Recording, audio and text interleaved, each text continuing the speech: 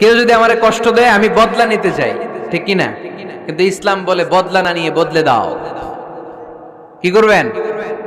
বদলা নিও না, বদলে দাও। আল্লাহর কাছে বল, বন্ধুর কাছে বলার আগে, স্ত্রীর কাছে বলার আগে, ফেসবুকে শেয়ার করার আগে কষ্টের কথা শেয়ার করব কার কাছে? বিশ্বনবী সাল্লাল্লাহু আলাইহি ওয়াসাল্লাম আমাদেরকে এটাই শিখিয়েছেন।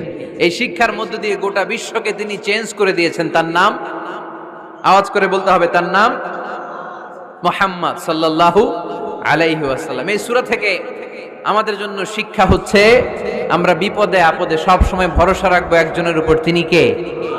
আর মনে রাখতে হবে the grief isn't permanent, the struggle isn't permanent. এই পৃথিবীর কোনো দুঃখ কষ্ট আর সমস্যা এটা পার্মানেন্ট নয়।